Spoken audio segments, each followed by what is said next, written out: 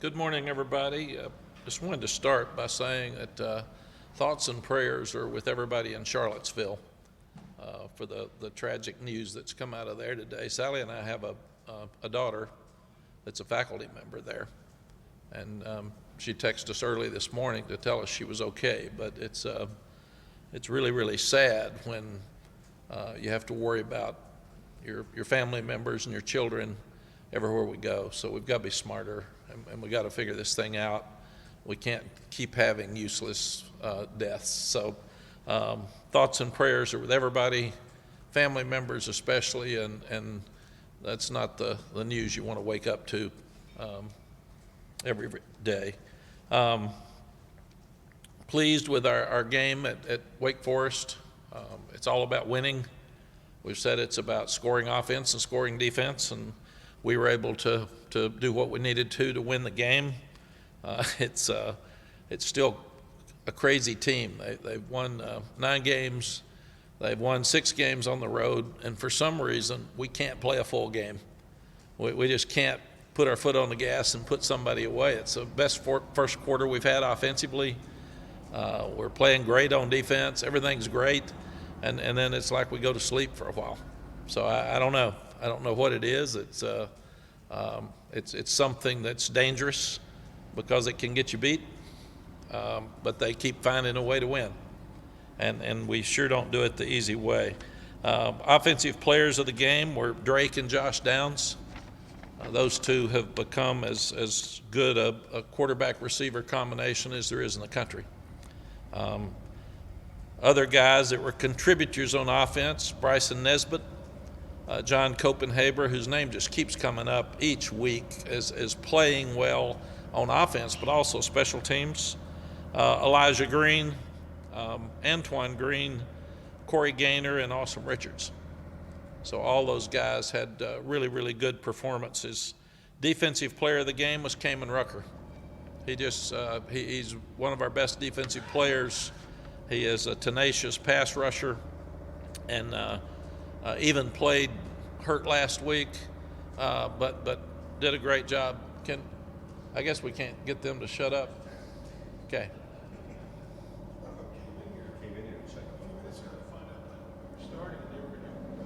Yeah. Do we need to stop for a second? Does it matter to you all?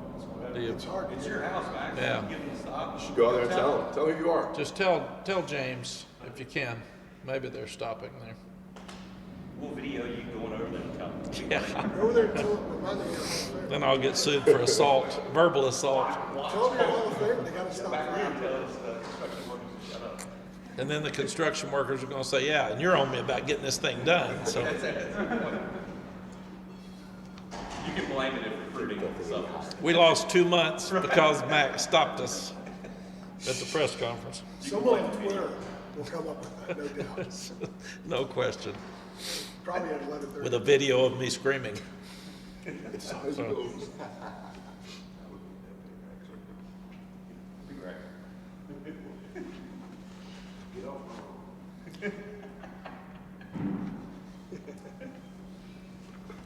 Okay, back to defensive player of the game, Kamen Rucker. As we said, he's been tenacious. He's been an outstanding pass rusher, and he's a leader on this team, and very, very proud of him. Other guys that contributed because we knew we had to get push up front. Kevin Hester, Miles Murphy, Cedric Gray plays great every week, and Power Eccles plays great every week. So those were the contributors. But those guys up front did the things that we needed to do. Special teams player of the game, as I said, is John Copenhaver. He plays on a lot of different special teams, and he's making plays. Contributors on special teams, Will Hardy, DJ Jones, Jake Harkleroad, and George Pettaway. Really proud of these guys. They're ACC Coastal champs. They did what we asked them to do. They didn't talk about it.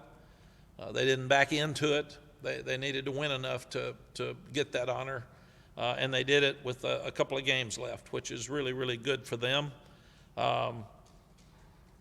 It's about getting better each week as a team, and we're doing that, but we're still making entirely too many mistakes that at some point will get us beat unless we get those fixed. Doesn't sound like he listened to me, does it? 9-1 for the fourth time since 1980. So it was 2022, obviously, 2015, 1997, and the last time was 1980. So it's these guys are accomplishing things that haven't been accomplished around here very often. 6-0 on the road for the first time in school history.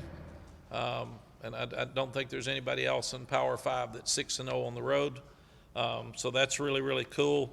6 consecutive road games is the nation's second largest active streak behind Georgia. And Georgia just won the national championship. So it shows you how hard it is to continue to go on the road and win. Drake is the Walter Camp National Player of the Week offensively. Josh Downs set an ACC record for catches in 3 consecutive games. He caught 37 passes the last 3 games. That's broken the record of 36. It was a Syracuse player many years ago. And Ced Gray leads Power 5 with tackles with 108, which is very impressive. Ced's all over the field and playing at a very high level and doing a great job leading. Also impressed with this team that it's next man up. We look up and Antoine Green's out of the game. We look up and Josh Downs is going in to get taken care of with his cramps, and you got to have people step up. And Gavin Blackwell did that again, like they did in the early season, and also Kobe Paysauer did the same. So really, really proud of those guys. Tight ends have been banged up some. When Bryson Nesbitt got hurt, other tight ends stepped up. So this has been a team that just keeps playing, and that's what you got to like about them. And I've told our coaches we've got to make sure this time of the year that the backup player gets the same amount of time as the starter because he's going to play some. And I thought it came up a couple of times Saturday night where maybe we didn't run that play with the backup as much as we did the starter, and then all of a sudden the starter's out. So you've got to make sure that everybody that has a chance to play is getting a lot of reps in practice. But it's a credit to our coaches recruiting and developing players that we've lost this many players on defense, and we've lost players on offense throughout the year, lost 2 starting running backs, and these guys are still stepping up and doing a good job playing. Offensively, 16 explosive plays. We were 10 of 16 on third downs, but 0 for 2 on fourth downs. And fourth down's been so good to us. And we did not get that accomplished on Saturday night. We had 8 trips in the red zone, but 2 of them we didn't score. One of them we took a knee, but the other 2 we didn't score, and that's something we've been doing. So we've got to score touchdowns. We kicked a field goal one time and obviously didn't make it on 4th and 6 inches. And once again, we go on the road and do not have a turnover, which is huge in winning games. So we started great, didn't finish the drives late in the game. The running game's getting better, but we still got too many no gain or minus yards rushing plays. We said we got in the red zone 8 times. We kneeled on the last one, but didn't finish the other 2 drives. We're 1st and goal from the 5 with a chance to put the game away, and we have to kick a field goal. And that's just not acceptable and not who we are. And the other time is 6 inches. I worried in the Pittsburgh game when we were 1 yard away and we throw a pass, and we hit Kobe Paysauer and he steps in. That was too easy. And I said, that'll cost us later because there's a certain toughness that you got to have in the red zone run game. And we couldn't score from the 6 inches on Saturday night. And that's problematic and something we've got to address and we've got to go back and fix. We said we were good on third down, but we weren't good on fourth downs. And we left points on the field.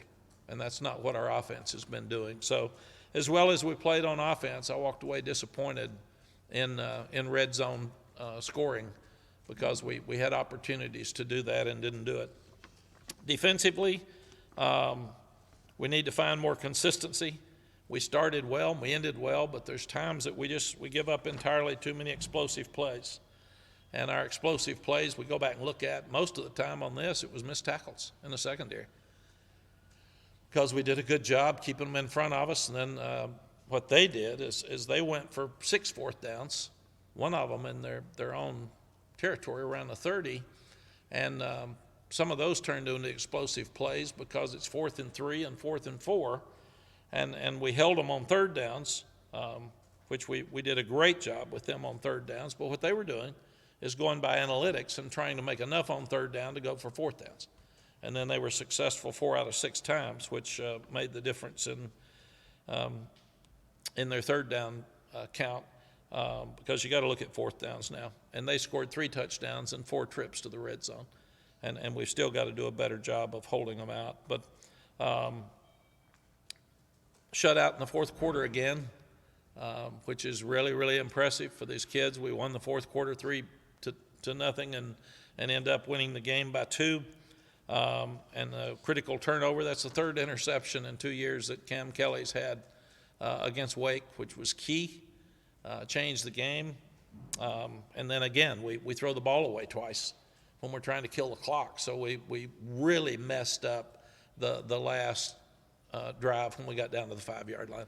We didn't do anything right. We had a false start with our center, and we have 2 incomplete passes to stop the clock. So it just, we didn't do anything right to finish it. And then, thank goodness, Noah Burnett did step up and kick the field goal to win the game.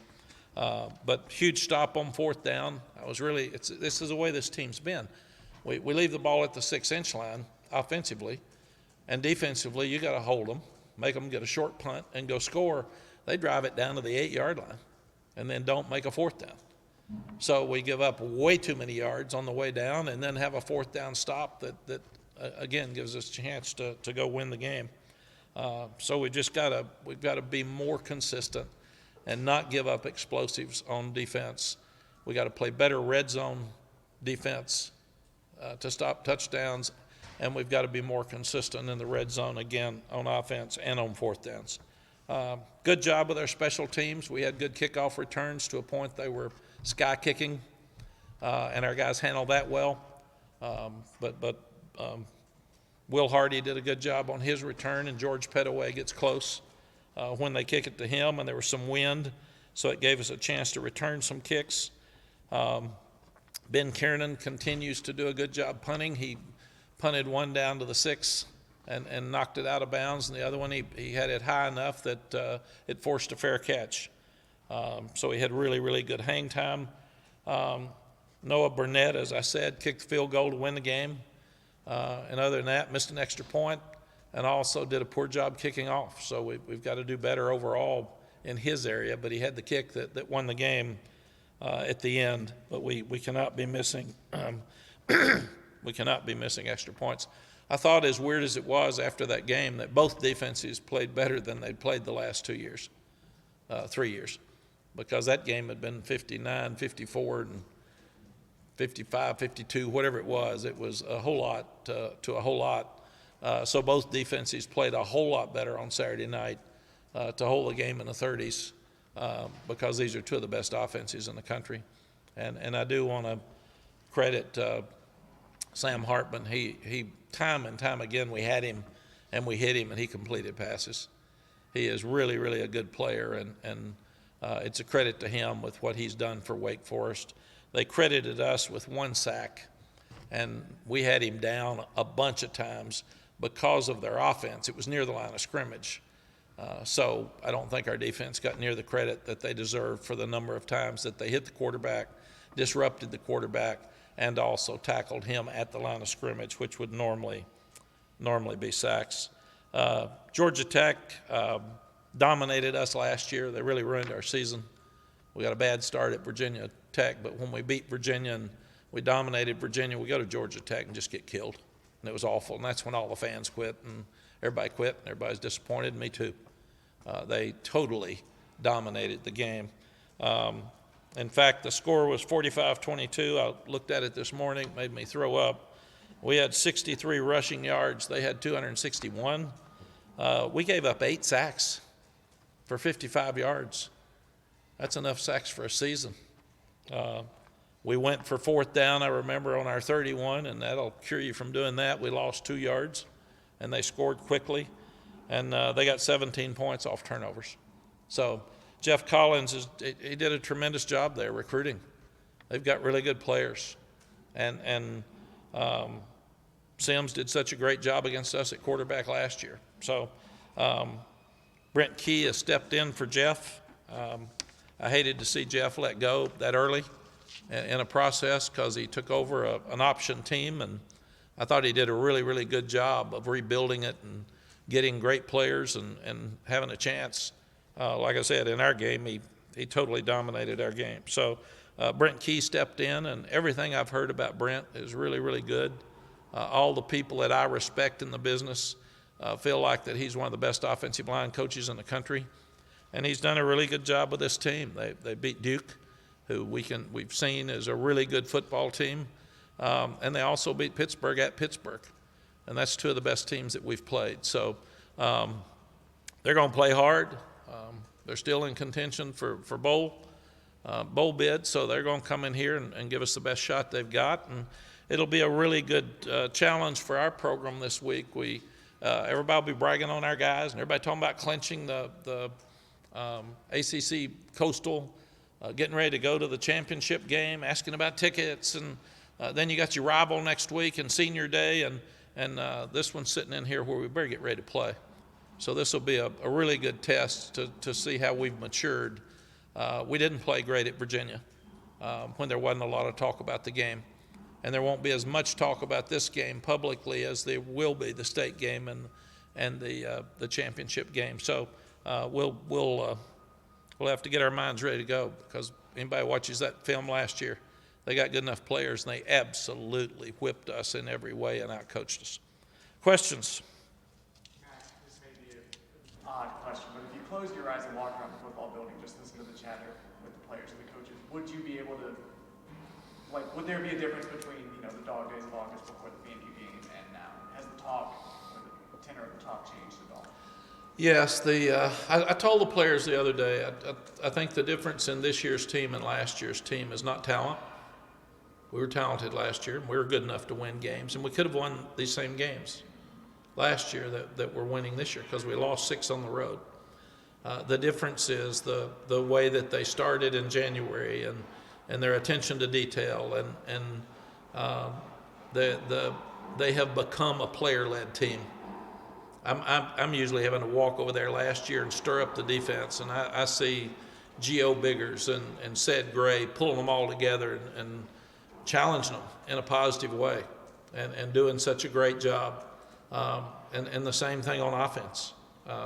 So culture, whatever we call it, of this team has been, we're going to find ways to win, and we're going to make sure that we're all in, and we're going to make sure that we play hard every week, and we're going to do the little things that we need to do to win. And for whatever reason, this team's done that. And when I actually said I don't want to hear the Coastal mentioned the last 2 weeks, they didn't mention it. I said, I don't care about your rating. I only care about it at the end of the year. In fact, when I said last week you were 15th in the college football playoff poll, Ced Gray kind of said, Coach, who cares? Let's go, man, as we're sitting in a team meeting. So their approach has been, let's get better. And then as critical as people have been about our defense, because our defense has played better at times than people have given them credit for, they just keep working. They don't point fingers. I think part of that's the credit to Coach Chizik, because his personality is right here, and he's going to correct them, and he will be direct with them, but he's not a screamer and a cusser, and he's not going to be critical of them. He's going to be factual and make sure they're accountable, and he's accountable, and that's why our defense keeps getting better. But no, I think that you hear this team, they'll be talking about Georgia Tech. Are you shocked at all that you're still able to make history this deep into your career out of school when it comes to first time in 134 years, first time in school history, winning 6 road games in a single season? And does that kind of renew your love at all for what you do in coaching? Yes, And I'm not shocked. That's what I came back for. I was shocked that we were so inconsistent last year. And I took that personal, and I thought it was my fault because I'm the boss. Everything goes through me, so everything that happened was my fault, whether we didn't coach them well, whether they didn't listen. Young people don't decide to be inconsistent. They want to be good. It's coaching, and coaching does matter. And I'm really, really proud that right now we're relevant again. Right now, people are still talking about North Carolina, and we haven't been to a championship game since 2015. So there's a lot of good things that are popping up here, and I'm really proud of these guys. And I'm proud of our coaches, and I'm proud of the way they're competing and fighting. And probably the best thing about this team right now is they're not near satisfied with how we're playing. I told them yesterday, how can you put the ball at the 6-inch line and let them drive it 90 yards? I mean, how do you do that and win a game? And then why don't, when you stop the 4th and 3, why don't you stop them 6 plays before that? How do you get the ball to win a game on the road that's so important at the 5-yard line and have to kick a long field goal? You can't do that and keep winning. It's going to bite us. So they've been a team that has been very receptive to tough criticism because of things we haven't done, and not just patting themselves on the back for things we have. How pivotal has Cedric Gray been to that culture change that you're talking about?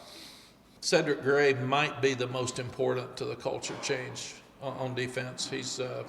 He leads. He's positive. He and Power Eccles practice every day like you see them play. And we haven't had depth at that position, so they've had to play a whole lot of plays. And even to the point I've told them, you all be smart enough. We can't afford a targeting penalty.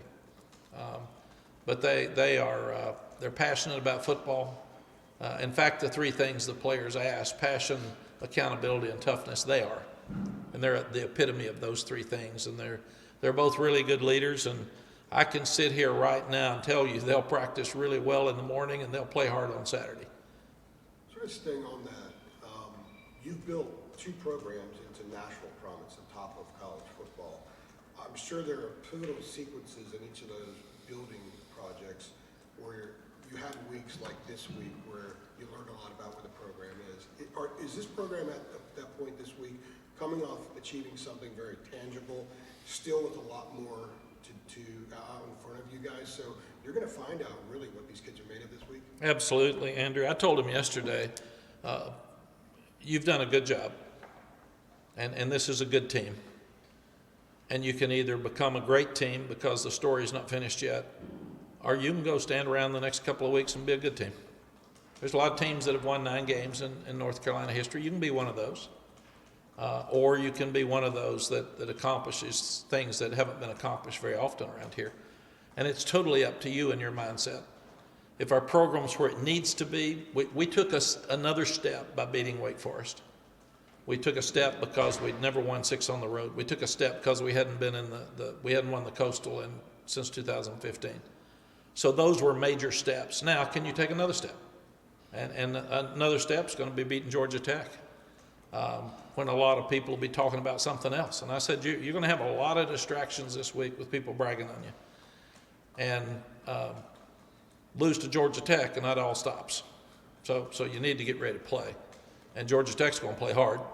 We know that. They're trying to get some things accomplished. So, and I also told them it's a great teachable moment, because one of the toughest things in our life is complacency when we've accomplished something that people didn't think we could.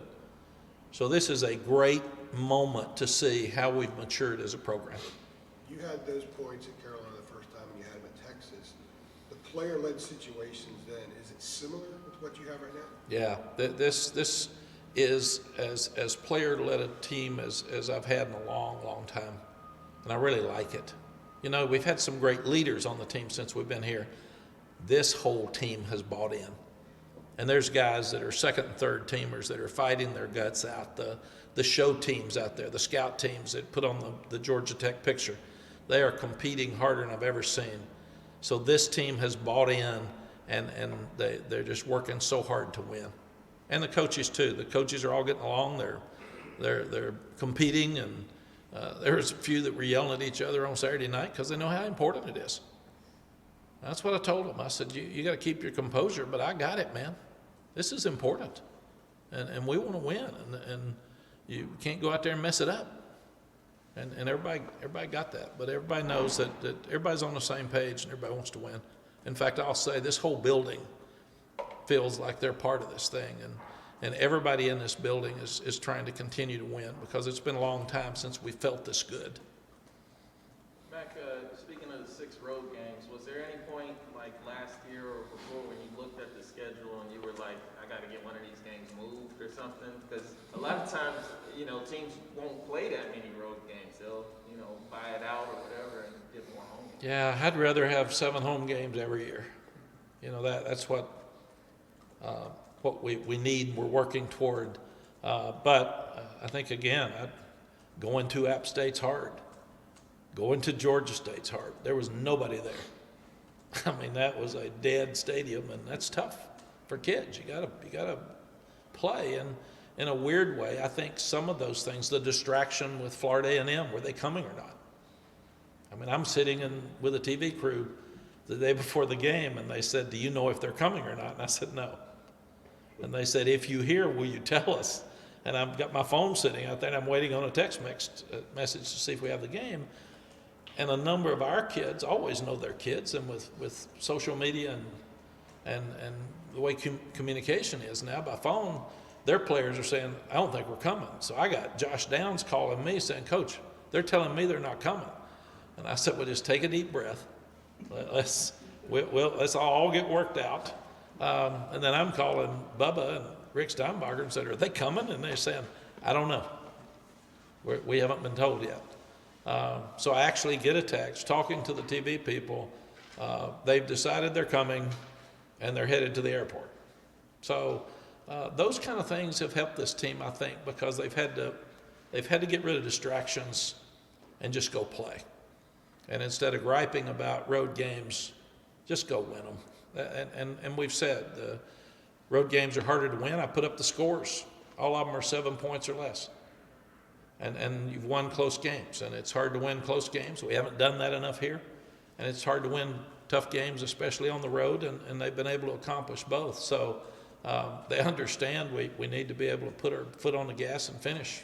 Because I also said, let's go back to the 20-point lead in the fourth quarter with App State. How'd that get out of control? Let's go back to the 21-3 lead at Georgia State. How'd that get out of control? And mostly turnovers. But let's go back to Miami. We had a big lead on them. Let's go back to last week. We are 21-7. So why are we not finishing games like we should, especially on the road? Pittsburgh, we finished. And it was third quarter, fourth quarter before we did, but at least we finished it. And these other games we're not finishing. So we gotta mature and figure out a way to do that. But this has been a year of handling distractions and making them work. It appears you've kicked off the Drake May for Heisman campaign last night with a Twitter video. I saw you retweeted it. Your thoughts on that decision, kind of what goes into the marketing of that with 2 regular season games remaining? Yeah, Jeremy had a lot of experience at Texas with Heismans. And we had it with Colt McCoy, we had it with Vince Young, and we had it with Ricky Williams. And Ricky won the Heisman. The other 2 came in second or third. So what you do is it's up to us to keep winning. I learned that Ricky Williams won the Heisman when we won 9 games. But it's a team award. And I told the guys at Texas, you want your guy to win the Heisman, you got to keep winning. That's it. And then we put the Heisman on every ring of every player and had to get permission to do that after it's over because it's not an individual award. Everybody says it is, but it's not. You got to have a good team. So I thought Drake took a huge step going on the road against a team that had 19-3 at home. Those guys have been really good in Winston-Salem. And it's a full house and it's an exciting night and TV, and he played lights out. So there's no reason for me to think he's going to do any different. But I remember Colt McCoy had a tough night because we didn't block Dominican Sue, and nobody else did either. But he threw down everybody we had. And we won, I think, 13-12 against Nebraska, and that was right before the votes came out, so that killed him because he didn't have a great performance that night. We won the game. We went to the national championship, but that killed him. Vince Young didn't have his best performance against A&M, and Reggie Bush had his great game against Fresno State, And then the next week, Reggie has a great game against UCLA, and they beat them 73-13 or something. We beat Colorado 70-3, but it's still, people get in their minds. So it just, Drake's had his Heisman moments. He's done everything he's supposed to do. He's had an unbelievable year to this point. He just got to keep playing.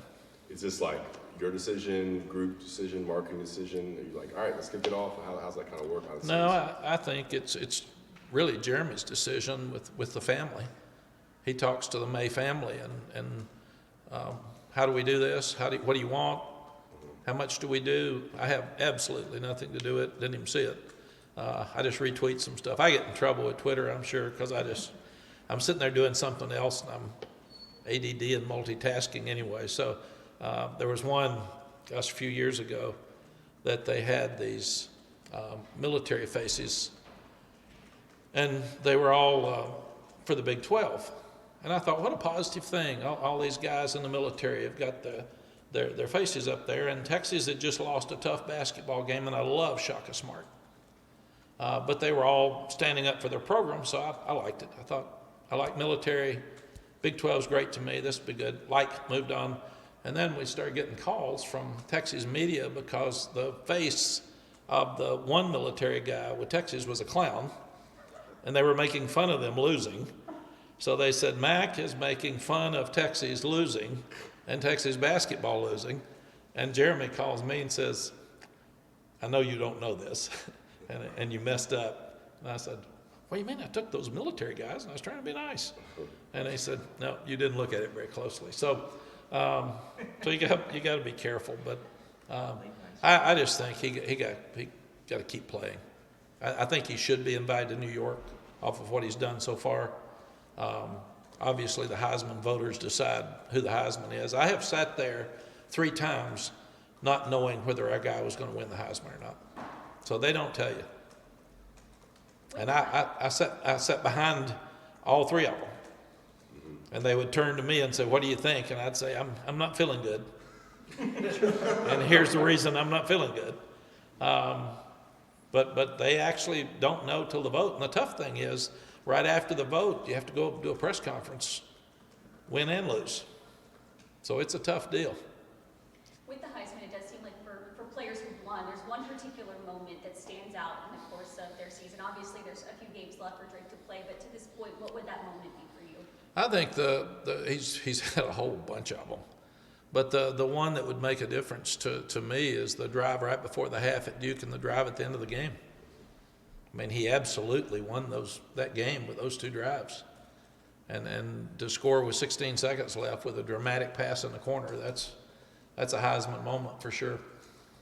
Were you watching the Colts game at all with Jeff making his debut? And were you pacing at all? Or were you like trying to think, no, don't do this, do this? I was trying to figure out why we didn't score from the 5 and why we didn't score from the 6-inch line. Why didn't we make the 2 fourth downs?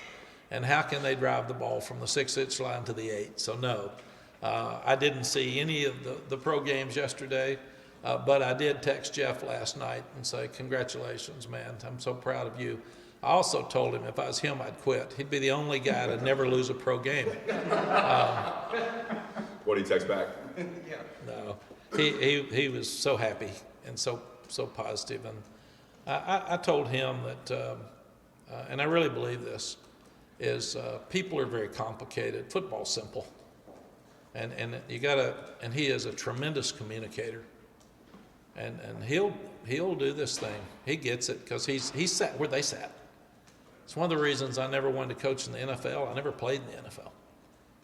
I didn't get their game. I didn't get free agency. I didn't want somebody else recruiting my players with pro scouts, and I didn't want people making decisions for me. I didn't want to have a job and they'd already hired a coordinator and I couldn't get rid of him because you don't have full control. He's done all that.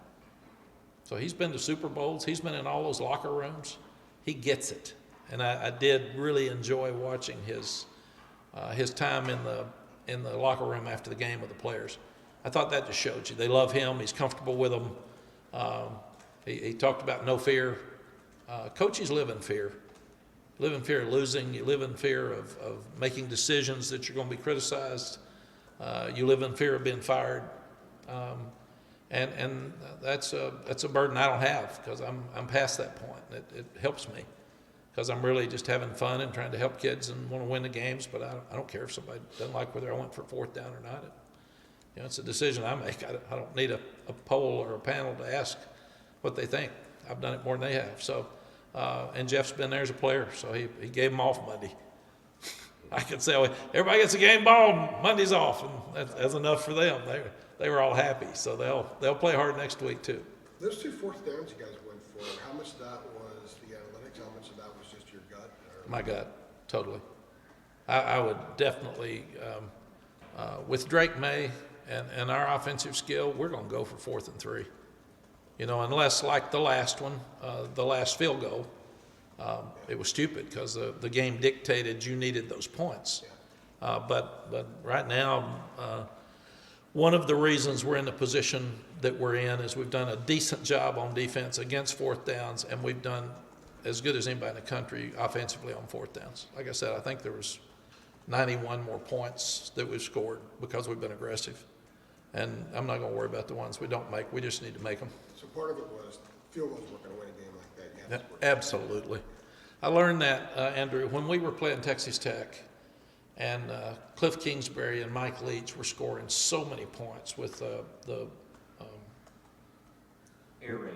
air raid. It used to be run and shoot, but it's become air raid, and they were scoring a bunch of points. So you weren't going to win with field goals. I mean, they were going to score their 30 to 40 points, and that's kind of what the Big 12 became. So we made a rule then that any time we crossed the 50, we were not kicking field goals. We were going for 4th downs and just being aggressive with it. And Mike Leach went for 13 4th downs against us one night in Austin. He went for 1 at the 20 on 4th and 4, minus 20, and made it. And I asked him after the game, and he said, I'm not conventional. You guys are all conventional. You all go by this little book that says you got to punt. He says, I want to score points, and we weren't going to stop you. So for us to win the game, we had to outscore you.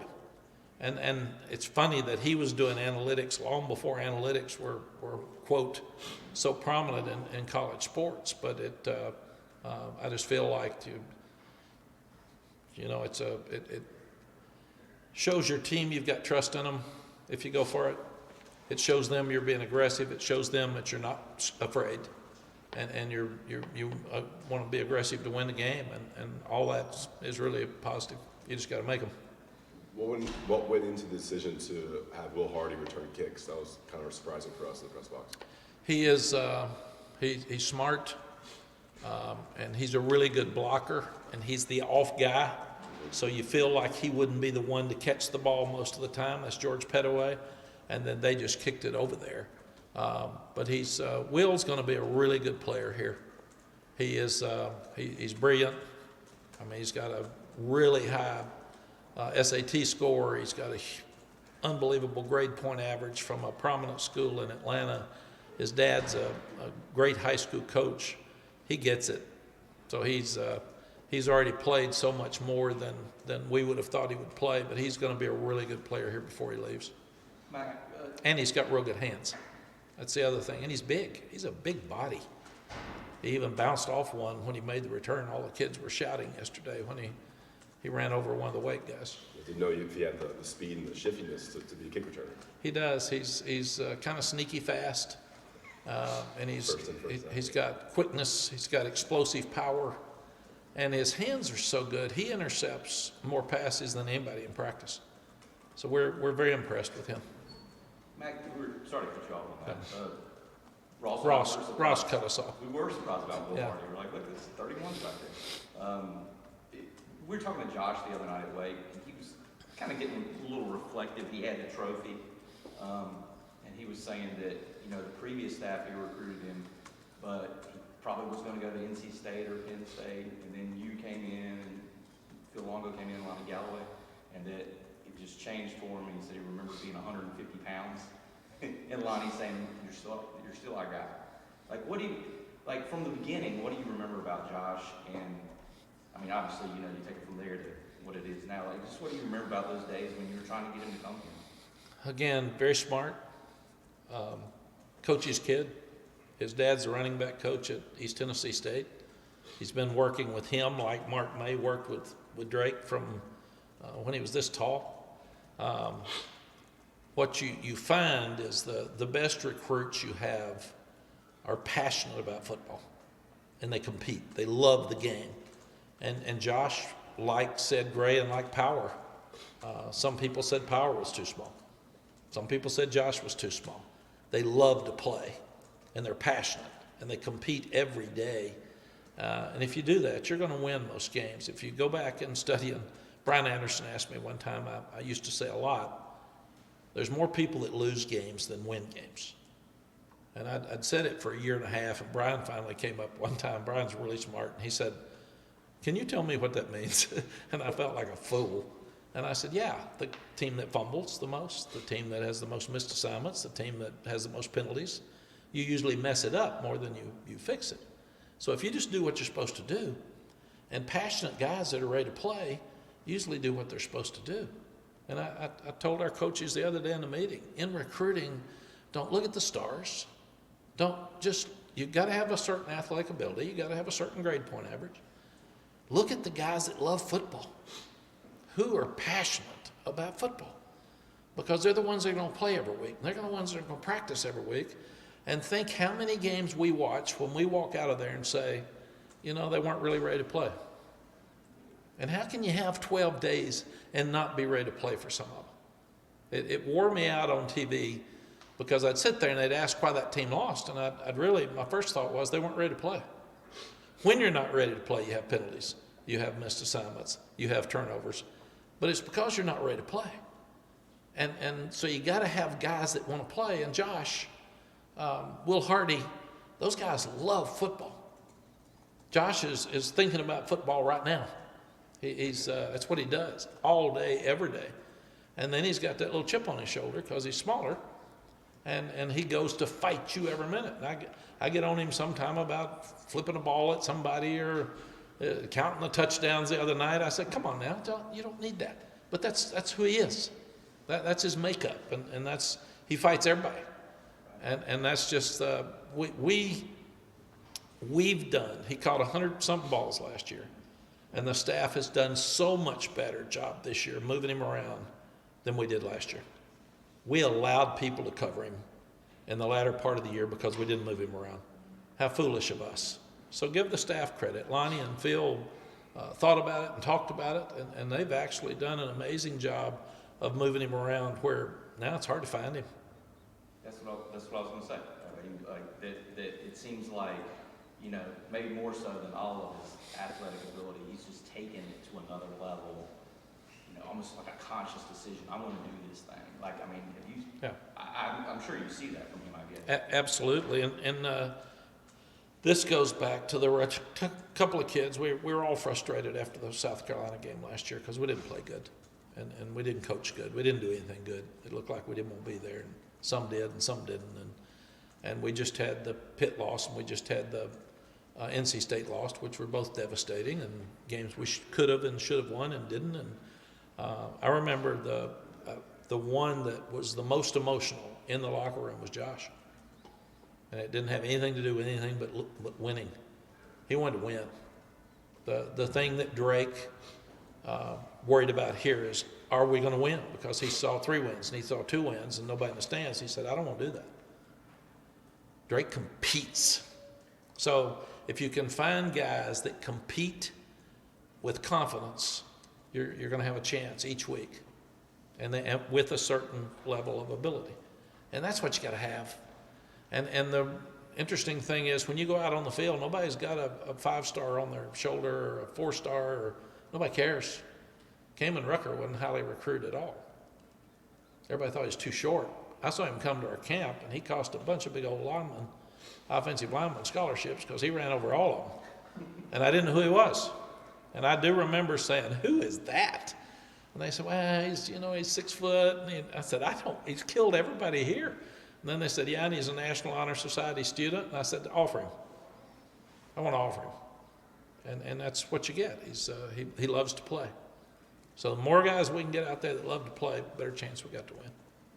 Mike, in some respects, are the mistakes and the issues and inconsistency Do they make your job now to motivate these kids easier because they have not done it up to the standard every time? Yeah, it's a good point, Tommy. I probably said it to boredom, but you can coach them much harder after you win. If you think of all the teams that are losing and out of bowl contention, it's kind of like the NFL players out of the playoff. How do you coach them? You're trying to pick them up and they're playing bad. So that's a hard locker room, man. Our guys, they're just hungry. Why aren't we doing this better? Here's why you're not doing better. We've got to tackle better. So you get their attention in the morning that every single time it's a 4th and 2, and we'll go over 4th and 3 and 4th and 2 tomorrow. You got to be in a better position to tackle. Get him on the ground. You don't have to have a foreign tackle. Grab him and hold him till some guys can come, but you can't miss. You just can't miss. And the angles, a couple of times the Wake guy caught the ball on a short one and came up underneath, and we had 3 of them just miss him. Got to have proper angles. So those are things. First, we'll put the ball in the morning, 1st and goal at the 5. What's our sequence of plays? You can't do that. And there's 2:16 left, so don't throw the ball away. We're trying to kill the clock. We're trying to make them use 3 timeouts.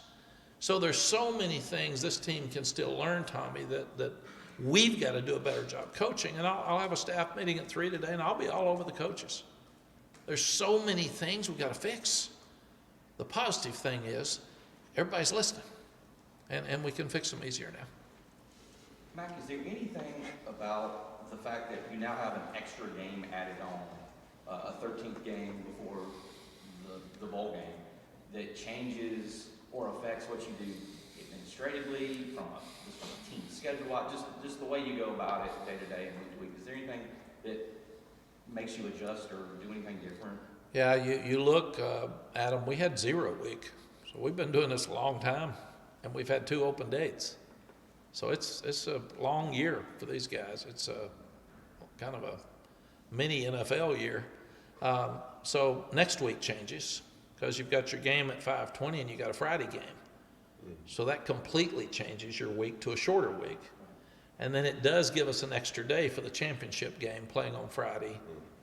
So there's good and bad. And NC State plays at Louisville, but they're a 3:30 game, I think. We play at home at 5:30. So both of us will have a short week. And then what do you do for Thanksgiving? And do you let them go home if they live close enough to drive home and eat and come back? And and last year was a night game, and neither NC State or us wanted a night game on Friday night to hurt high school football in North Carolina. We really asked the league, if we're going to play on Friday, let's play in the afternoon. Don't care if it's noon or 3:30, but let's don't take away money from our high schools. And Dave was passionate about it as well. And so thank goodness for the office, the ACC office, they helped us get it so it wouldn't affect the high school games, because we both felt so bad last year. Even if they're not coming to our game, they may sit at home and watch it. And it costs the high schools money. So since it's an afternoon game instead of a night game, that changes your schedule. So yes, and then the next week, we haven't played in the championship game. We did at Texas, but we haven't here. So we're having to balance today making decisions on the schedule because the conference office is asking us questions about the championship game while we're preparing for Georgia Tech. So that, again, is why it's such a strange week, but a dangerous week. You got to make these decisions quick, but you better get back to work. And I guess there's probably stuff in Charlotte to do too, right? I mean, obligations or what, I don't know. I'm finding all that out today, so I'm trying to balance that. I think the way it sounds, it's more like an away game. Oh. We'll go down on Friday. There is a banquet on Friday night where they honor the legends, and Natron Means is our legend for this year, so that's cool that he's on our staff. But the way I feel like is we'll practice here like we normally do, have a walkthrough on Friday, we'll bus to Charlotte, spend the night and get up and play. I don't even know what time the game is, so I do know this week it's 5:30. It's 8 p.m. It's 8 p.m.? I think so. Is it? Yes. Is the state game on a Friday, is that a mutually assured thing, agreed upon thing, or is that a league thing? I don't have any idea, Tommy. I think when I called the game, the last year Gene and Charlton were here, I think in 80, it was that'd be 16, I think. Yeah, I actually called the game. I had some NC State fans cussing me as I was leaving the game. They were really young. And I said, I wasn't even coaching here when you were born. My dad hates you too, and my granddad hates you too. And I said, I got it. So that hadn't changed. But that was Friday. Because I remember I did the game and had to get back for the ABC show on Saturday. So we had to run to the airport and get out of here. Any other questions? Okay, thank you all. See you Wednesday. Thanks, Coach. She